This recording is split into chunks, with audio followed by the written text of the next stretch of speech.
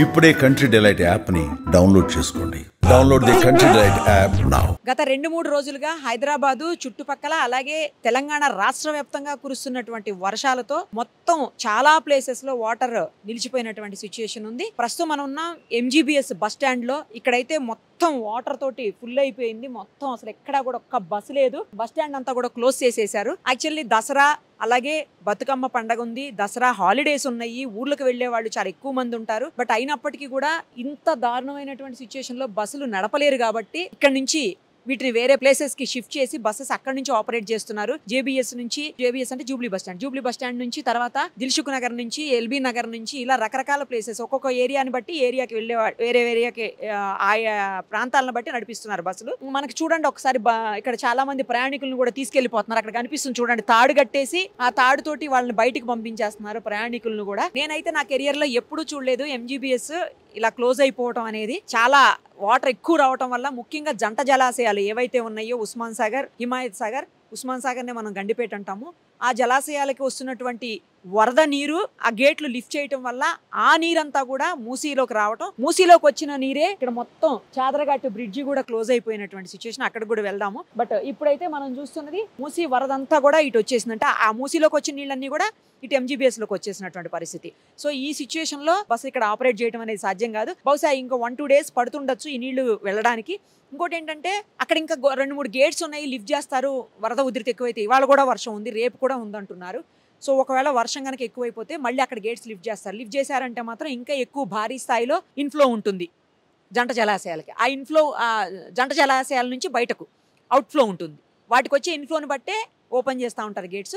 So outflow ఎక్కువైపోతే మాత్రం మూసీకి ఎక్కువైపోయి ఇంకా వాటర్ ఫుల్ అయిపోయే పరిస్థితి. అదిగో ప్రయాణికులను చూడండి ఎట్లా పంపిస్తున్నారు తాడు కట్టేసి. ఇక్కడికైతే మాత్రం ఎక్కడికి జర్నీ చేయాలన్నా ఎంజీబీఎస్ నుంచి చేసేవాళ్ళు అయితే మాత్రం ప్రయాణికులు ఇక్కడికి రాకపోతే బెటరు. ఏ ప్లేసెస్ లో ఆపరేట్ చేస్తున్నారో బస్సెస్ వాళ్ళు వెళ్లాల్సిన డెస్టినేషన్ బట్టి ఆ గమ్యస్థానం ఎక్కడ అనే దాన్ని చూసుకొని అక్కడికి వెళ్ళి అక్కడి నుంచి జర్నీ చేయటం బెటరు. ఇక్కడికి మాత్రం రాకపోతేనే కరెక్ట్. ఎందుకంటే బస్సెస్ అసలు ఒక్క బస్సు కూడా ఇక్కడ లేదు. ఫుల్ ఖాళీగా ఉంది బస్ స్టాండ్ అంతా, బోసిపోయినట్టుంది బస్ స్టాండ్ మొత్తం, ఒక్క బస్సు కూడా లేక. సో ఇక్కడికి మాత్రం రాకపోతే ప్రయాణికులు కరెక్ట్ ప్లేస్ ఏదో తెలిసిన అక్కడికి వెళ్తేనే బెటర్.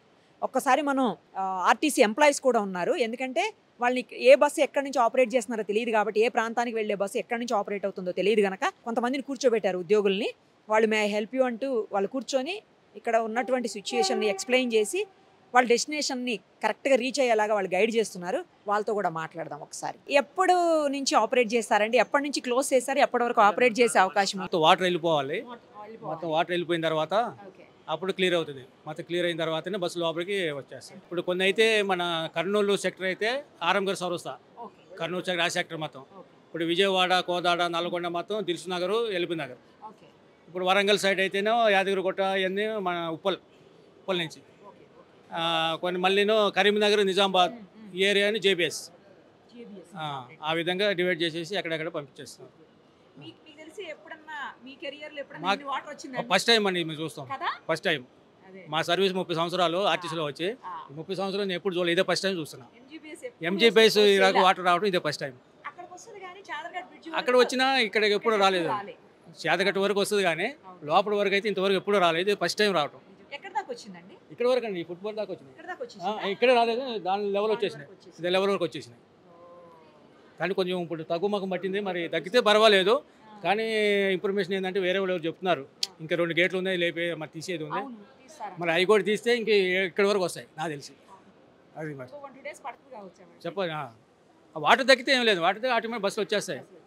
కానీ పబ్లిక్ చాలా ఇబ్బంది అవుతుంది ఈ వాటర్ వలన. వాళ్ళు ఒకవేళ వాళ్ళు ఇడిచిపెట్టకపోతే మరి అక్కడ వెనక ప్రాబ్లం ఏదో వాళ్ళు ఇడిచిపెట్టారు, అక్కడ మునిగిపోతాయని ఇడిచిపెట్టారు. కానీ ఇప్పుడు పండగ సీజను, దసరాకి ప్రజలంతా ఊర్లో వెళ్ళిపోవాలని ఎంతో హ్యాపీగా ఉన్నారు, కానీ బస్సులు కన్వీనియంట్ చాలా ఇబ్బంది పడుతున్నారు. దీనివల్ల మనం కూడా ఏం చేయలేము మేము. కాబట్టి ఏంటంటే ఎక్కడ వరకు అక్కడ డివైడ్ చేసేసి బస్సులు పంపించేస్తున్నారు, అంతవరకు చేయగలుగుతాం. Okay madam, thank you.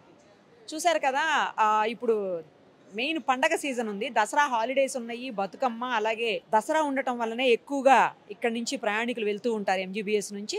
So రకరకాల ప్రాంతాలకి రకరకాల ప్లేసెస్ నుంచి ఆపరేట్ చేస్తున్నారు. అది కొంచెం చూసుకొని జాగ్రత్తగా వెళ్లాల్సినటువంటి సిచ్యువేషన్. ఇక్కడికైతే ఎవరు రావద్దు అసలు. ఎంజీబీఎస్కి అయితే మళ్ళీ నెక్స్ట్ వాళ్ళు ఇన్ఫర్మేషన్ ఇచ్చి చెప్పేంత వరకు కూడా ఎవరు ఎంజీబీఎస్కి రాకపోతేనే బెటరు. ఎందుకంటే ఒక్క బస్ కూడా ఎంజీబీఎస్లో లేదు.